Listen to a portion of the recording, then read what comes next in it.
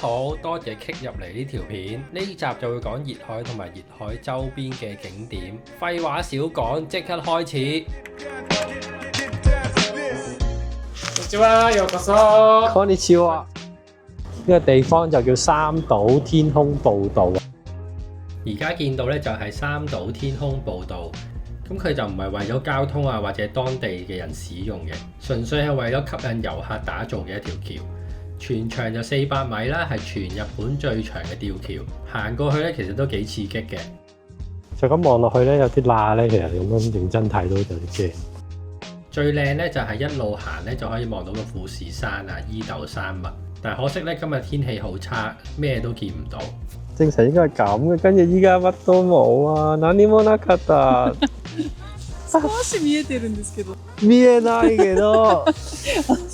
雲だけ。呢度其實都幾多嘢玩嘅，有踩單車，有攀石，有電動車，有 zip line， 仲有其他嘢玩。哇！玩呢啲要簽生死狀喎，唔知係咪生死狀啊？契約書啊？因為得一個人玩又好似有啲戇居啦，同埋呢啲活動我已經玩過啦，所以我冇玩到咧，直接就完咗呢一日啦。第二朝一早就出發揸車去熱海會合我老婆。咦，Toyota 嘅 GPS 有問題啊！傻，成日叫人哋行啲山路咧。當我喺度詛咒個 GPS 嘅時候，過咗陣咧就發現原來佢帶咗我去一個好地方。我揸到嚟中間見到個景好靚啊！黐咗線啊！呢度靚到，因為 Auntie 係特登上嚟呢度影㗎。佢話咧有雲海嘅富士山咧係唔係咁多機會有啊？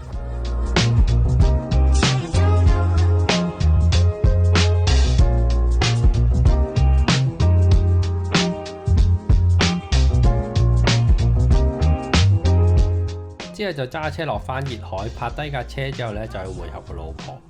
呢度泊車要幾多錢？500 yen都算好平。我泊咗1粒鐘啦。好啦，我今日咧就會合咗咧呢個葉先生就嚟到熱海啦。喝茶呢度似乎食金目雕好出名嘅。係，我見到幾間喎都。俾你成條魚翻去煎煮，翻去蒸係嘛？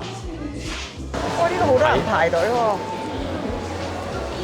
我哋頭先咧喺呢一個嘅，佢話熱海 No.1 嘅呢一個嘅名店啊，買咗兩個 cake 嚟嘅食。間間都話自己 No.1 啊！佢喺上邊咧係嗰啲糊糊地嘅 cream 啊，再加埋啲紅豆好味。睇下呢度啲樓價先，3800萬 yen 2層樓，仲有個海景添喎，中唔中意啊？200萬港紙。你買嚟玩下。講多次。你可以買俾我玩下。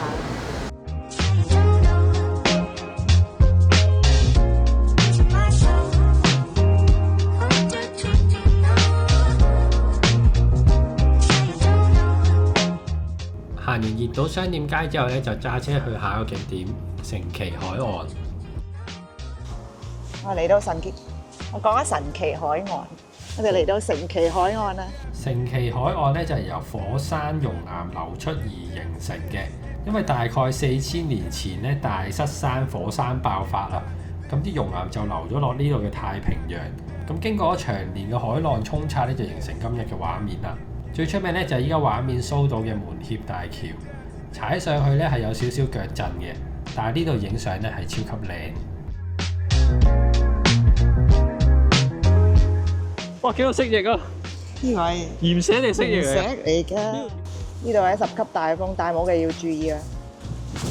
哇！真係甩咗。今次我哋試玩咧呢一個嘅無人機，冒住被咧呢一個嘅風吹走嘅危險。祝你好運啦，無人機！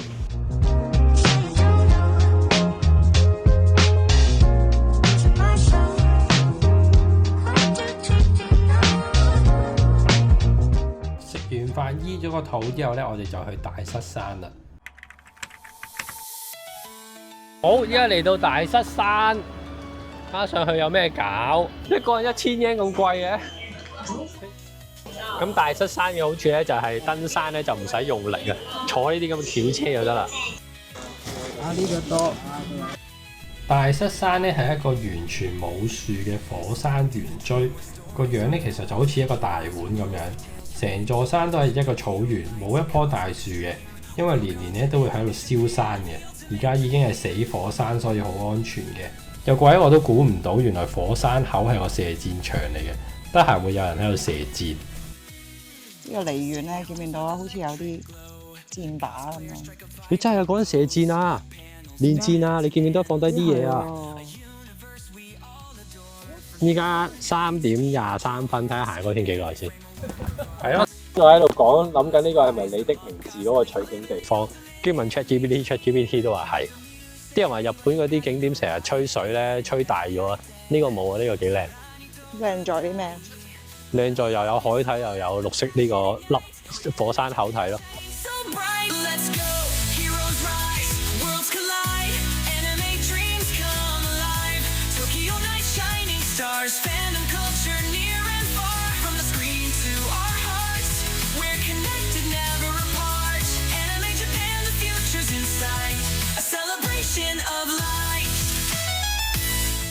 咁依家係3:54，扣除咗我哋喺度影相嗰啲咧，我估25分鐘到啦，就行完到一個圈啦。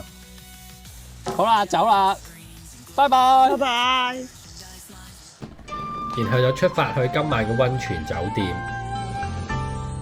今晚 book 咗呢間 Zuluya 吉祥亭啊。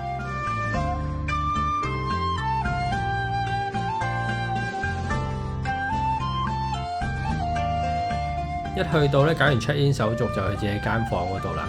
咁間房都好標準啦，有個大嘅地方瞓覺啊，然後側邊有個類似露台仔嘅位啦。咁呢間房有啲特別就係佢有張按摩椅喺度啦。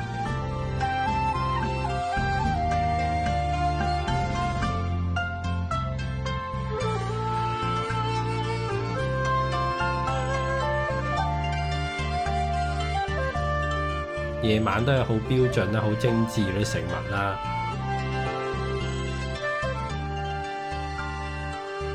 咁呢間嘢都幾好嘅，我哋帶咗2個蜜瓜去，叫佢幫我切咗，都冇另外收我哋錢。咁早餐咧都係非常之豐富啊，完全係食唔晒嗰隻啦。呢個溫泉酒店有另外2個地方咧，我係覺得幾得意嘅。第一咧就係佢有個抽獎環節啦，就平時大家日劇見到啲餃豬啦，咁雖然都一定冇獎噶。另外咧，佢會每個人客都會俾啲煙火我哋嘅，咁我哋就可以喺出邊玩一陣，叫有少少體驗啦。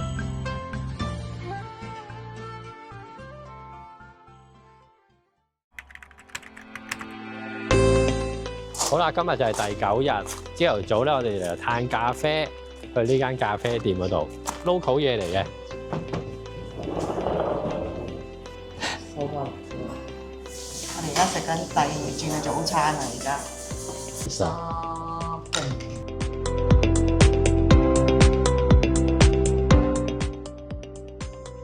金雲嘅布丁，呢個橙汁真係真嘅橙汁嚟，因為佢係苦嘅。之後我哋就落咗東京啦。啱啱睇翻相簿，我諗我差唔多10年冇嚟過東京。咁同外冇一家就去雷門寺呢啲標準第一次遊客去嘅地方。我幾多年未嚟過？20年冇嚟過。你記唔記得㗎？以前邊度有咁兩行㗎？梗係有啦。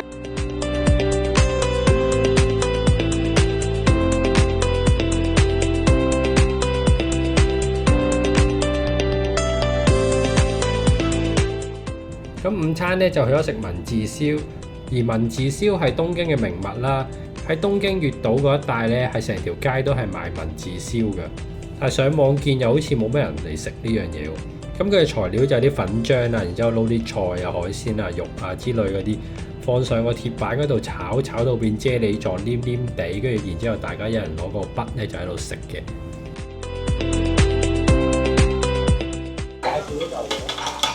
呢個又好睇又好食，係都好食喎，好多菜。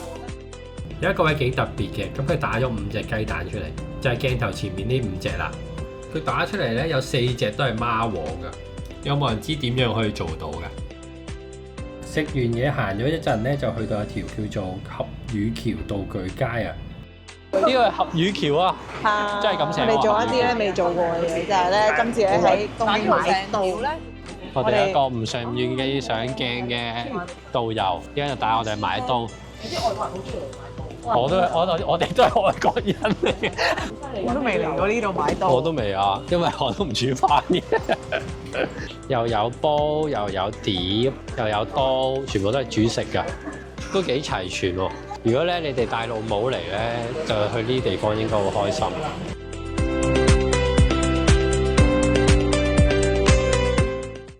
咁之後咧就去咗Shibuya Sky。如果印象冇記錯咧，佢係2019年差唔多 Covid 嗰陣時開嘅。跟住日本就封關啦，跟住一直都冇機會嚟嘅。但我睇戲見到呢個位好靚，一直都好想嚟㗎啦。喂，啲袋嗰啲要放翻入去，就係可以帶 camera。呢度都好正啊！如果有 rooftop 嘅，即係可以飲嘢嘅時候都幾正，幾 chill。